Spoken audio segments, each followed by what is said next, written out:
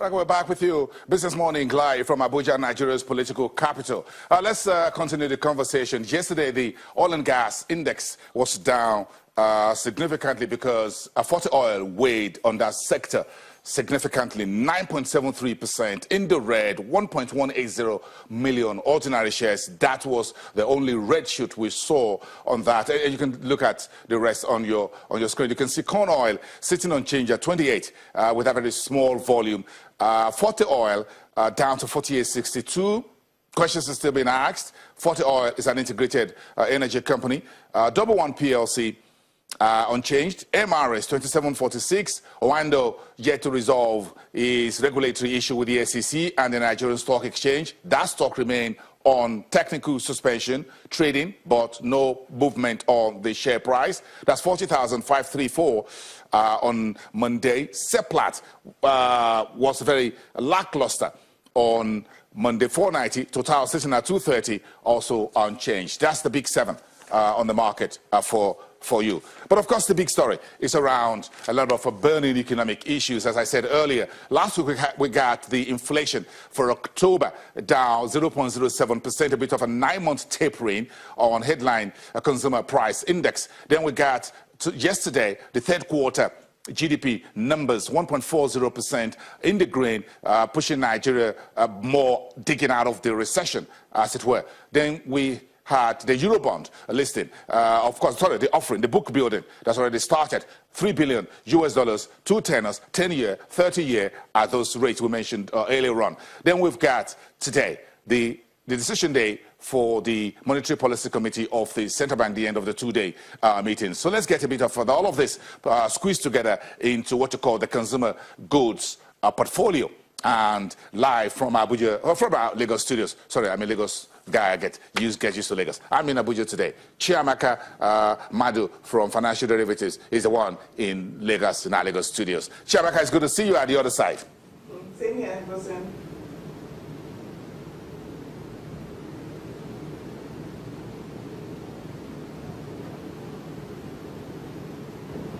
Chiamaka, if you can hear me, I'm just going to go straight.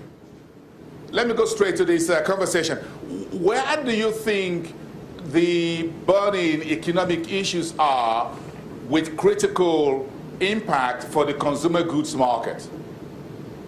Okay, as we know, the Q2 GDP numbers came out yesterday, and we had a growth of 1.4%.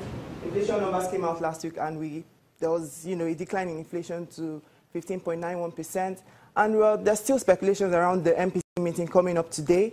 So these are the burning issues, coming up, especially the Eurobond that the roadshow that was carried out last week, about $3 billion for 10 years and 30 years respectively. So those are the burning issues, that we're going to talk about today. Yes, but if you look at the GDP numbers. Yeah. Agriculture was still a decent north of 3%, but manufacturing was in the water. How do you think these two, agriculture and manufacturing, it becomes part of the conversation that we need around what consumers pay for goods and services, the inflation that manufacturers in the consumer goods market, whether they're producing cement, they're producing baby food or tea and milk that I love for my breakfast, pastries. Where do you think these two sectors play into that? I think it's important to, look at the GDP numbers. Manufacturing sector in Q3 of 2017 surprisingly contracted this quarter. And it just boils down to the fact that, we're in a high interest rate environment. So if we're in a high interest rate environment and, these manufacturing companies can't even produce, output reduces, and, the laws of demand and supply, once output reduces, the demand for those products increases, which will bring down the prices of these commodities. So looking at those numbers, we need to, I think the burning issue now, we need to look at the interest rate environment for this manufacturing sector. Like I said, the manufacturing sector, contracted this period at 2.85%. So we need to, I think the issue now is to, tackle the high interest rate environment that, the manufacturing sector is faced with.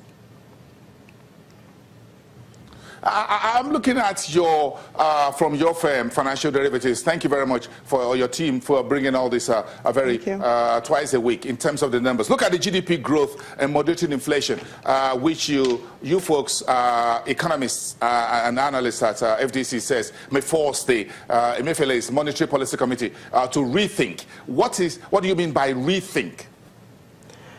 Okay, so there's a general consensus that the CBN is going to maintain status quo, but we believe that interest rate needs to come down at this point because there's a time lag between the policy and the impact on those policies.